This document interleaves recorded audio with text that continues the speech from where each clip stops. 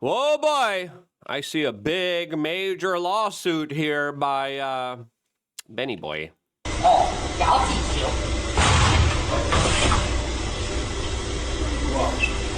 The paperwork is in the mail, and the court date has been set, as of course lawsuits are something that a lot of new alternative independent media journalists are having to deal with now more than ever, as they seem pretty plentiful, like all the crazy, ridiculous memes out there. As it looks like famous podcaster, former member of the military, Shawn Ryan, just got a cease and desist letter from Dan Crenshaw, which he decided to respond to in an immediate way. Sean Strickland has some very opinionated posts on this. Dan Crenshaw is responding back, as of course that's not the only lawsuit going on here, as Kim Iverson just threatened to sue Tim Pool. Yep, lawsuits all around here, as I specifically wanted to talk about these particular cases here, the outrage, the anger, the debates, the conversation, who's telling the truth, who's being genuine, who's being not. We'll get into all of that, as I would have to kind of state here that the kind of judicial aspect of this all is concerning, as these are the lawsuits that we're hearing about. There's other threats and lawsuits that we just do not hear about, and other people just kind of acquiesce to it, as the First Amendment is definitely being tested, to say the least here. As of course, Dan Crenshaw, who previously crashed out on a child. Yes, that's actually what happened after he was asked a question by said child. Looks like he's having another type of crash out moment here, from my own personal opinion, as this is what he had to say to a 10-year-old girl at an event who questioned him. I can't wrap my head around this. You will. I'll help you. Put a period after the word Jesus and don't question my faith. Wow. Wow. To a 10-year-old girl. Way to go, guy. As it's fair to say, in my opinion, that he's definitely one of the more kind of delicate ilks, made of some of the most delicate ilks out there, in my personal opinion. Why am I saying my personal opinion? I don't want to get sued. And there's specific things that we're going to learn from this, how to say things, how to not say things. Kim Iverson makes a case about how she could go after Tim. She says she's not going to, but she talks about the legal kind of language that he used in a court of law that could be used for a case against him. And now we have this Shawn Ryan, Dan Crenshaw clash, which I think is absolutely important to talk about. Shawn Ryan says this is the full cease and desist letter Congressman Crenshaw sent to Shawn Ryan. Crenshaw released a video. Then Crenshaw released the text message that was sent. John Rich says, I hope Dan Crenshaw follows through with his lawsuit against Shawn Ryan. The truth about whether or not Crenshaw is innocent of insider trading would be completely revealed through the discovery process. And again, if you like Dan Crenshaw, you're going to take Dan Crenshaw's side. If you don't like Dan Crenshaw, people are not going to take his side here. This is what Shawn Ryan had to say about this entire legalese matter. I want to address something directly with all of you who've supported this show and made it what it is today. On December 9th, 2025, I received a legal demand letter from lawyers representing Congressman Dan Crenshaw. They are threatening to sue me for defamation because of comments I made on my podcast about a message that he sent me. They want me to remove content, issue a public apology, and stop talking about him. I'm not going to do any of that. Let me give you full context. And listen, there's some content creators that are like, I just don't want the headache. I don't want to deal with the lawyers. Because anyone can send a cease and desist letter. Doesn't mean you have to comply.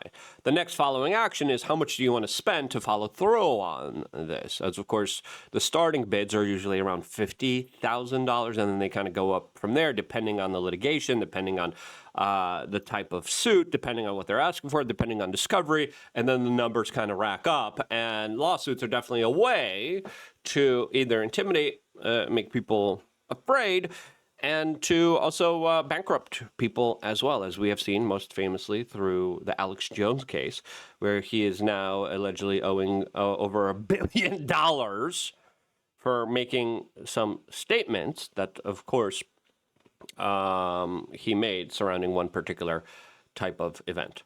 So you can judge for yourself. What I originally said a while back, I commented on my show about Congressman Crenshaw throwing an extremely expensive party and the fact that he seems to have become quite wealthy during his time in Congress. Now, this happens a lot in Congress. Congress has a lot of information that the general public doesn't have.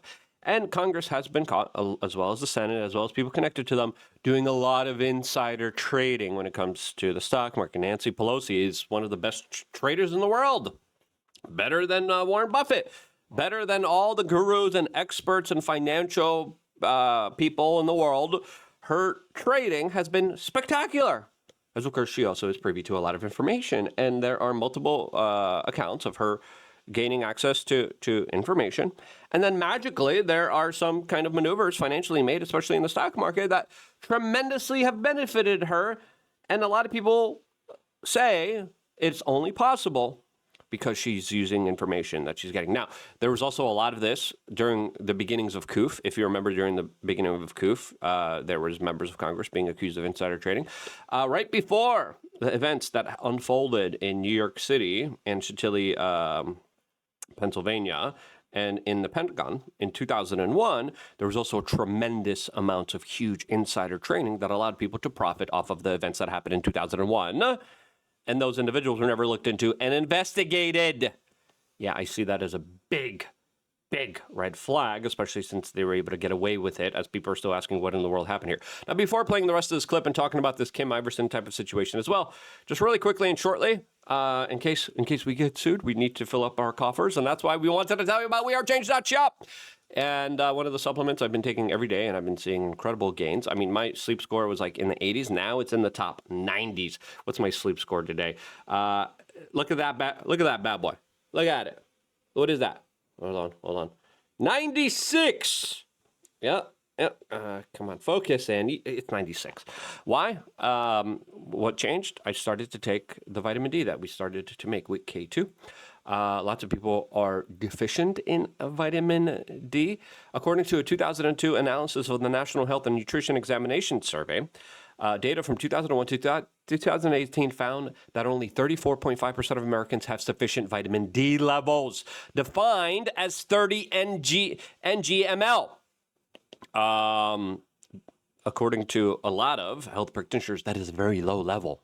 So people, 30% of Americans are, about 30% of them, are at that okay, like, I wouldn't say it's even okay.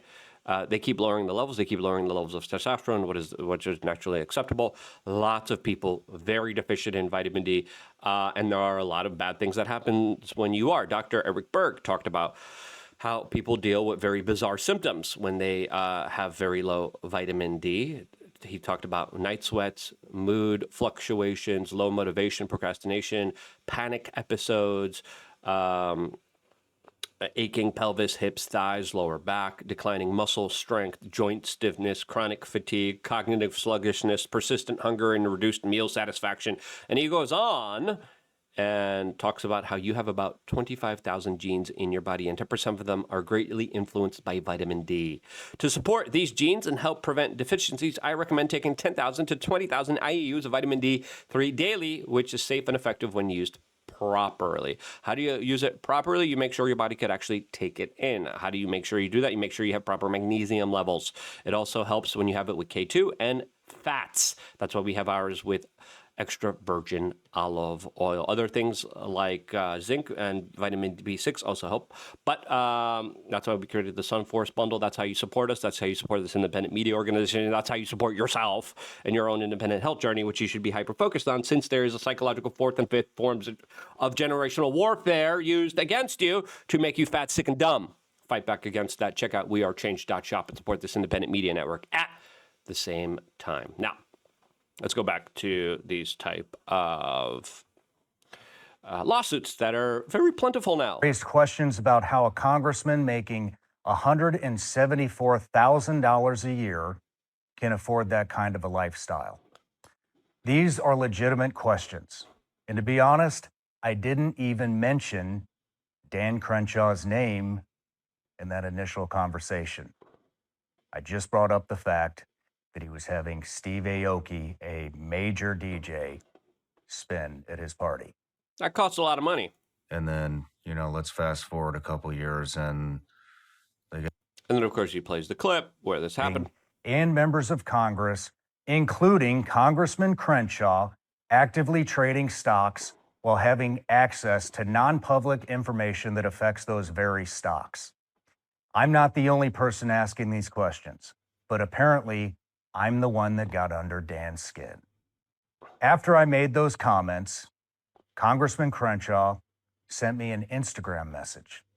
I'm going to publish the actual screenshot so you can see for yourself right here. Here's what it says. Hey, Shawn, you have the ability to contact your fellow team guy if you've got a problem with me or have questions about how I'm getting rich. Some of my boys at 6 told me about your indirect swipe at me. From the comment you made, it sounds like you have some beliefs that are based on trendy narratives instead of facts. Now, let me be clear about what I saw when I read that message. A sitting United States congressman who happens to be a former Navy SEAL sent me a message saying, my boys at 6 told me about my criticism of him. My boys at 6. That means SEAL Team 6, Development Group, the most elite special operations unit in the United States military and arguably the world. Now, Shawn is taking that as a threat. And Dan Crenshaw is saying, do you believe I was threatening him to, quote, whoop his buttocks? Some people are saying, no, it's not. Some people are saying, yes. Some people are saying it was an honest event. It depends whether you like Dan Crenshaw or not, how you're going to interpret this. But I think it's fair to say in this type of political culture, tensions are pretty high, especially with what happened to Charlie Kirk, especially with the threats. And there's a lot of threats. There's a lot of things happening behind the scenes where a lot of people are facing a lot of particular backlash. Now, Shawn Strickland had a particular response to this, saying, Dan Crenshaw is such a C word. I'm a Navy SEAL. I can't be a POS. Quote, okay, bud. And then Shawn Strickland went on, the red flag laws, blatant corruption, using the, quote, my boys on Team 6 BS. When he first ran, I was so stoked. But this just goes to show warriors often make terrible leaders. And then he's responding to people here, specifically with their criticisms of some of the policies regarding red flag laws that Dan Crenshaw is seen as a big proponent and supporter of. When I received that message, in the context of me criticizing him, I interpreted it as threatening. Maybe I was wrong. Maybe he just meant that some guys he used to work with told him about my comments and he wanted to have a friendly chat. But that's not how it read to me, and I said so on my podcast. Now, here's a clip of Congressman Dan Crenshaw literally saying if he ever meets Tucker Carlson, he will fucking kill him. Yeah, that actually was an off-air type of situation that was published. Then he also threatened the media organization for publishing it, and I believe they took it down, and then Sean Ryan kind of brought it back up here. Now, who do you think's in the right here, Sean Ryan or Dan Crenshaw? Personally, I just don't like all these threats of lawsuits. All these like defamation threats and all this other stuff. It's like, hey, let's be bigger people. Let's move forward here. As right now, on a separate topic, Kim Iverson says, yes, I threatened to sue Tim Pool. Here's why. And then she goes after the kind of legalese type of explanation of what Tim kind of said about her allegedly being stinky, and that's why they're not having her back. Tim was making a point here saying, if you're going to make stuff about me, because Kim Iverson came out and talked about her experiences on the show here, and she made some accusations against him. I think the accusations that they are forced to be pro-Israel. Now, listen, I have my own experiences with Tim, and it's pretty fair to say he has platformed and allowed any and all voices. And sure, he's very strong on that one particular issue. But out of all the people, he's not like the Ben Shapiro type, right? The Ben Shapiro type literally cancels interviews because someone interviewed someone that he didn't like. He's like, oh, I'm not talking to you because you talked to this other person. And I'm like, that has nothing to do. Tim's not the person who's like giving phone calls saying, fire this person because they expressed an opinion on this. There's other people in the movement who do that, by the way, who literally call people and they're like, yeah, we got to cancel them. We got to fire them. Make sure you don't work with them or else I'm not going to work with you ever. No, Tim has allowed a lot of voices. A lot of the times when I'm on the show, I am representing different types of voices that push back, and we have debates and conversations, and sometimes it gets heated. But Tim always has a line saying, just don't get the show canceled or kicked off of YouTube, and then discuss to talk about whatever you want, right? And you got to, and I respect that. And out of all the people, give credit where credit is due. Tim has platformed some of the biggest anti-Zionist voices out there, and he has been able to have a conversation with them. And he pushes back sometimes, and he has his own opinions on it. But to say that they're forced. Now, there are some people there that really like Israel. There's some people that don't like Israel. I know some of the staff there. And obviously, this is the kind of hot button issue that has been dividing people. But this is what was tweeted here, that Kim Iverson exposed how Tim's staff admitted they have to be pro-Israel. They don't. Not from everything that I've seen living there and volunteering there. And I volunteered there. And I do the show whenever I want to do the show. Tim doesn't tell me what to say. I understand the terms of services, and I understand I don't want the show taken down. All right? And Tim came out and says, if you're going to be making stuff up about me, I'm going to make stuff about you. Now, that's the legalese term that Kim kind of explains later on and says, well, yeah, well, if we're looking at the type of like legal kind of arguments here, if you are knowingly lying, which Tim like jokingly, facetiously said, you know what, you're going to say this about me? I'm going to say this. I'm going to make it up. Because he said it that way, there's a legal argument where this would be in a court of law. And that's why Kim Iverson says she threatened. And then Tim deleted the tweet because the lawyer probably said, yeah, there's a legal argument here that could work in court in favor of Kim Iverson. Well, there's a bit of drama between myself and Tim Pool going on right now. I'm going to address exactly what was said, what he deleted, why it was defamatory, an attempt at humiliating me, why it's different from free speech. I'm not a snowflake. When I saw this, I thought, oh, okay, that's gross. I mean, it's just a gross thing to say about somebody. And Tim said she's smelly, right? He's like, are you going to say I have to be pro? I'm going to say you're smelly. And Tim saying, then later on saying, oh, I'm just making it up. That's why there's a legal argument here. Now, is it the First Amendment? Again, we're playing by the pure definitions of the rules. I just think everyone should try to be a bigger person here, let things go, and not try to sue everyone because these lawsuits are getting a little ridiculous. Now, Kim Iverson, granted, says I'm not going to sue him, but I threatened to sue him. Started getting these strange messages that I was seeing on my Twitter account. And it was these random pop-up messages that would say, Kim, I heard you stink. Or is it true, Kim, you smell bad? And then I saw another one. And then I saw another one. And then I saw another one. And I thought, okay, where is this coming from? Like somebody must have said something. And then I finally see this is the tweet that Tim had put out there that he has deleted. He probably got a phone call from an attorney. He said, when Kim Iverson came to our studio, she smelled like she didn't wipe. We got the feeling that she intentionally doesn't. It was weird. It's why we haven't had her back on. We couldn't stand the smell. I've been on Tim's show twice, and I've been invited on a third time. Clearly not stinky enough. Yeah. And I saw the segment where Tim was talking about this. He was like, Kim, talk about who booked you. And it was Cassandra McDonald, who is, a mutual friend of everybody, who has very strong opinions. And for about 20 years now has been someone who doesn't like what the Israeli military is doing in Gaza, right? And she clearly has been always expressing that. She no longer works with Tim. Tim significantly downsized.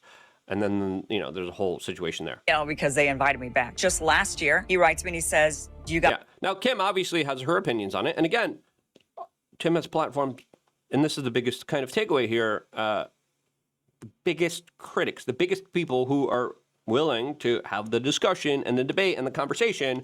And then, of course, Tim's able to push back. But again, Tim has faced a lot of flack for platforming people that don't fall in line with the U.S. foreign policy kind of initiative. So I would say that, her kind of saying that was wrong in the first place.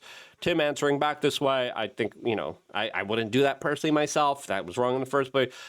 Why was there a threat of a lawsuit? I don't know. I'm just so sick of all these lawsuits. Got time to come back on the show, and I said, sure, would love to. They tried multiple times to get me on. I just didn't have the time. I didn't have the time to be there. So it's demonstrably false. That part's important. Tim Pool is not exactly the biggest truth teller on the planet, as we know. Now let's get to the threat of suing him, because I did. Now let me explain, because you guys know that I'm a free speech advocate. I don't believe in censorship. I absolutely believe people should be able to criticize public figures harshly, unfairly, even rudely. I said I believe Tim is influenced by pro-Israel donors. That is political commentary. It's opinion. It's analysis. It's me looking at his editorial line, his... Well, that's not exactly what you said here. The tweet is a little bit more, definitive. Yes, his behavior, things I've heard them say, and drawing a conclusion. Those are political accusations about motive and influence, and they live in the most protected zone of speech that we have. Now, what he said and why it's different, he didn't attack my ideas, he didn't attack my politics, he didn't say Kim is wrong or Kim is biased. He told a very specific story. That is not a political argument. That is not opinion about my motive. Well, he went on and it was like, yeah, no, her accusations aren't true. They're kind of like ridiculous here. And of course, a lot of people are trying to and do see an opportunity to try to go after and go after Tim at this particular time. Pearl Davis came out saying, quote, "You're not strong enough for, quote, the internet." And again, I'm all for having these lively debates and conversations. There was conversations that I had that were very tumultuous with Tim, but also very entertaining. And we're willing to, of course, have those conversations, have those debates, and I'm all for it. Now, the fact that there are all these threats going around here, it's ridiculous. If you agree, share this video. Can we have less legal threats? Can we have less? Because the whole judicial system, it's all based on, like, the judges. If you have a left-wing judge, oh, yeah, you're screwed. You have a right-wing judge who likes you or doesn't like you. That's all how a lot of this kind of plays out in a court of law. The only real winners here are the lawyers. And I'm saying, can we not? That's just my 2 cents. What do you think? I'm going to get sued for this. Buy my supplements on WeWereChange.shop. Hopefully not. We'll see what happens, whatever. But that's the new kind of landscape that we're dealing with. Ever so judicial, ever so ridiculous, in my own personal opinion. I wouldn't be here if it wasn't for you guys supporting me on WeWereChange.shop, subscribing, clicking the notification button, and this is why. I love you guys. Stay tuned for more. All here exclusively on YouTube.com/WeAreChange.